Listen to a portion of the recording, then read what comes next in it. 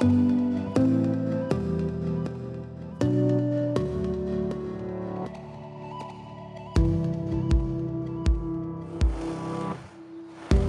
started out as a kind of a weekend thing.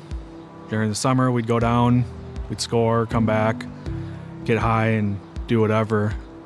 I went from doing heroin and cocaine on a daily basis to selling things, stealing things, even selling to my friends, and then cutting it down just to keep my addiction going.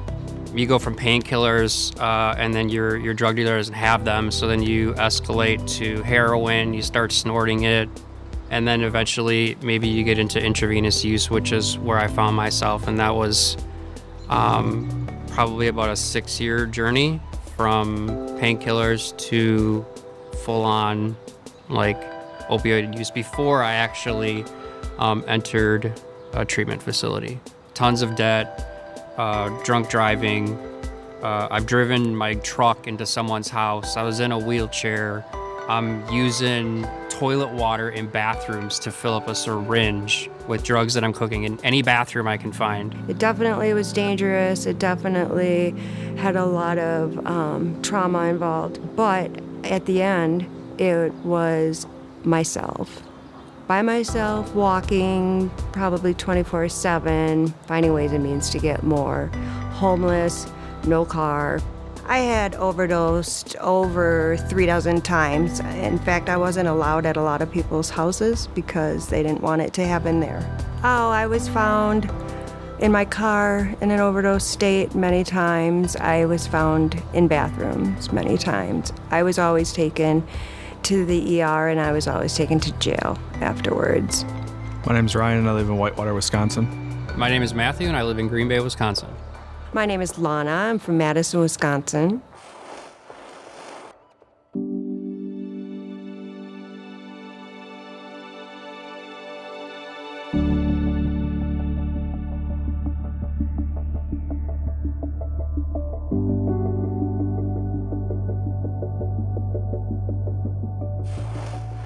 I'm Ken. I live in Milwaukee, Wisconsin. Oh, this is my passion. This is how I give back.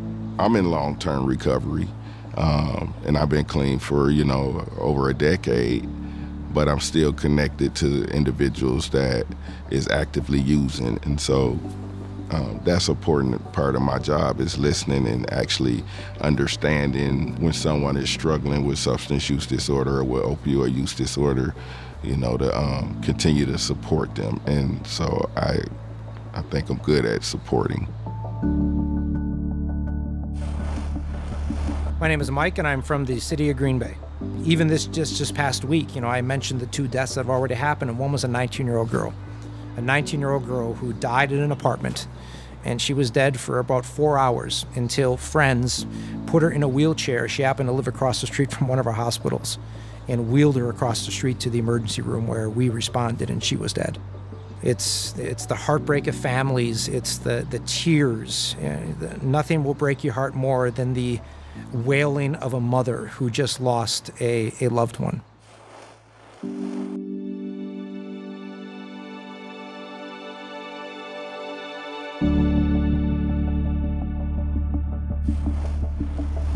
When I came back to Illinois, I was living with a buddy of mine, and all we did was anything we could, from pills to heroin, cocaine, all kinds of things. Name it, we did it.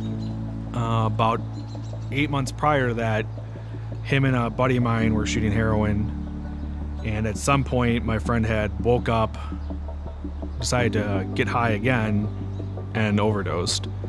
His buddy and my buddy woke up, I couldn't tell you how long later, and my friend was on the floor blue with a needle still in his arm. That kind of sent me down a really bad path. I just didn't care anymore. I lost my sidekick, even though it had been a while since we'd seen each other. I just decided to keep getting high. Opioids don't discriminate. They unfortunately impact all people equally. So it's a problem that plagues communities not only in the city of Green Bay, but across the state of Wisconsin. Most recent time I was incarcerated, I was released, and I got within a distance of 1 city block of the jail. And I had a friend that actually his parents lived there, and I would do some side work for them. So I went in their garage, I picked up their phone, and I called my drug dealer. So I made it 1 city block after I got released, and was on my way to getting more. And that's basically how everything I did in life went to. It was just 24 hours a day. How can I get more? There is no amount that is enough. Because you just have no control. Opioid use just takes all control away from the human being. When law enforcement shows up, they're probably going to be there before the rescue squad is, and law enforcement across the state is carrying nasal Narcan with them. When we are there, we are primarily concerned about the medical problem that is occurring. We are not necessarily concerned about finding paraphernalia, finding evidence of drug use. Now, if we do find it, we'll deal with it. But our goal is not to lock up a loved one because they clearly have an addiction. If you administer Narcan to a loved one, there is no potential legal ramifications for administering Narcan to a loved one, none at all. So that should not be a concern to any family member, to any friend, to any acquaintance when they're administering Narcan.